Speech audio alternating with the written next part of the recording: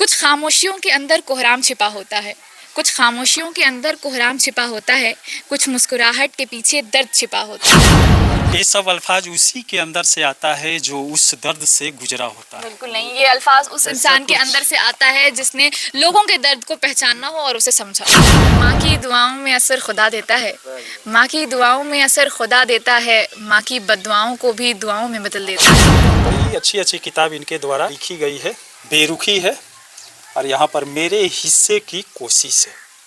इस पर कुछ बोलेंगे? मेरे हिस्से की कोशिश है जो है, जो इसका किताब का नाम है, यही गजब का है। तो अंदर तो बहुत कुछ होगा। तो मेरी किताब के जितने भी नाम है वो मेरे फैमिली वाले लोग सिलेक्ट करते हैं, वो जो कहते हैं वो नाम मैं रख देती हूँ। तो उनके किताब के टाइटल में मेरा कोई हाथ नहीं है।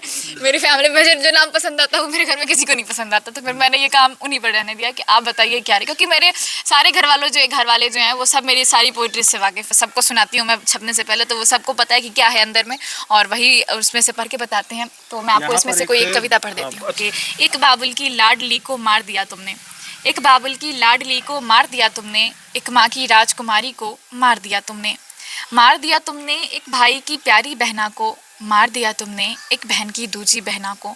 जीवन भर जिसने संघर्ष किया केवल, जीवन भर जिसने संघर्ष किया केवल, मार दिया तुमने उस गहना को।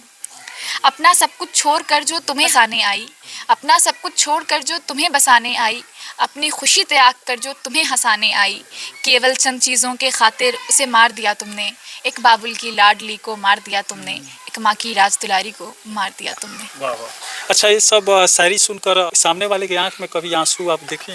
आपका शायरी मुझे मैसेजेस कई सारे आते हैं लोगों के, जब उन्हें पसंद है, वो कि अपने लाइफ से रिलेट करते हैं, वो मुझे मैसेज कहते हैं कि आपकी ये मैंने आज पढ़ी और मुझे बहुत अच्छा लगा, और वो अपनी लाइफ के इंसिडेंट से जोड़ते हैं उस चीज़ों को कि मेरे साथ जो जो चीज़ें हुई और ये सारी चीज़ें। तो मुझे बहुत अच्छा लगता है, बहुत खुशी होती है कि मेरी जो कविता है जो किसी की ज़िंदगी में असर डाल रही है, किसी को कोई इससे रिलेट कर पा रहा है और कई लोगों की ज़िंदगी में इससे बदलाव आ रहा है, तो बहुत खुशी होती है। अच्छा, वैसे सारी बात जो होते हैं वे लोग तो सिचुएशन देखकर उसी हिसाब से बना देते हैं।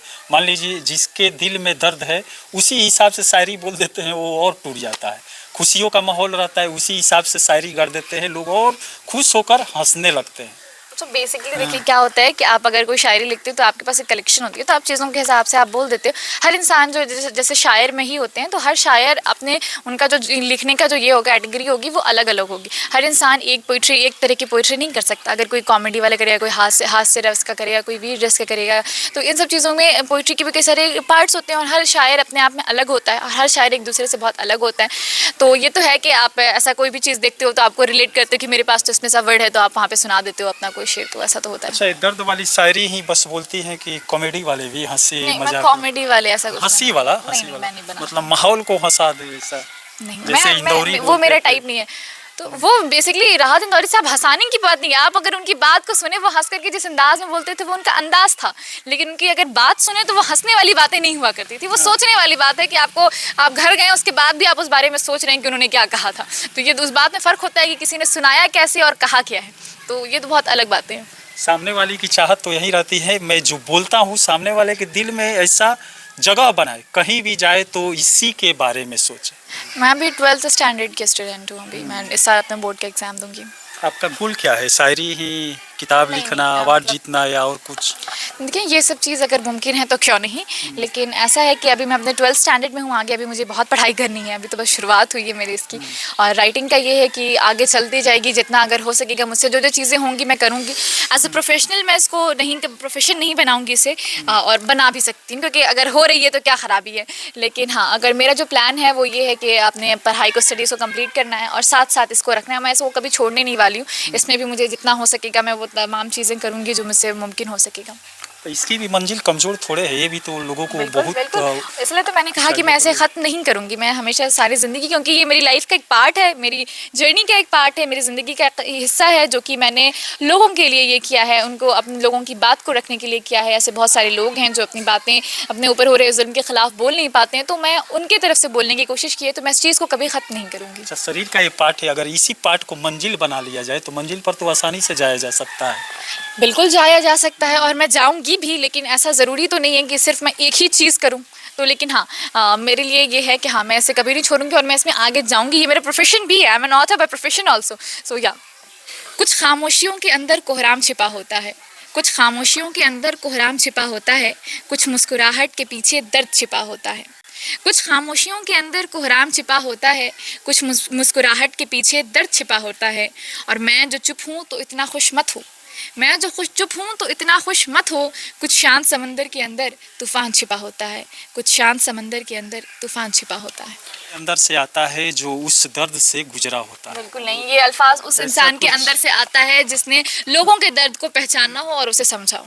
आपके अंदर कुछ ऐसा दर्द, कुछ माहौल तोड़ने फोड़ने, दिल टूटने, ऐसा कुछ? मैंने लिखना शुरू किया था तो सेकंड क्लास में थी। सेकंड क्लास के बच्चे का क्या दिल टूटेगा? सेकंड क्लास से ही शायरी लिखना शुरू कर? मैंने बताया ना, मैं सेकंड क्लास में थी। मैंने शुरू में बताया कि मैं बहुत छोटी थी, मैं 6-7 साल की थी। मैंने तब से शायरी करना शुरू कर दिया था। और मैंने 11 साल की उम्र में अपनी पहली किताब लिखाई थी। 11 साल के बच्चे का क्या दिल टूटेगा, आप ही बताइए। ऐसा थोड़ी होता है। देखिए, ऐसा है कि कई सारी चीज़ें होती हैं, आप उन्हें ऑब्जर्व करते हो, आपको लगता है कि सही नहीं है, आप उसके खिलाफ लिख देते हो। तो बस ये एक रैंडम चीज़ें हैं। अच्छा, आपकी ज़िंदगी में सबसे ज़्यादा पसंद क्या है? मेरी मम्मी। मम्मी? मैं उनके बिना कहीं नहीं जब रह पाती हूँ। मैं रात को मैं सो रही हूँ तो मेरी मम्मी का हाथ, मेरा सर मेरी मम्मी के हाथ पे रहेगा, तभी तो मुझे ढंग से नींद आएगी, नहीं तो मैं ऐसे जगती रह जाऊंगी। तो मेरे लिए फेवरेट मेरी मम्मी है। माँ की दुआओं में असर खुदा देता है, माँ की दुआओं में असर खुदा देता है, माँ की बद्दुआओं को भी दुआओं में बदल देता है। माँ की दुआओं में असर खुदा देता है, माँ की बद्दुआओं को भी दुआओं में बदल देता है।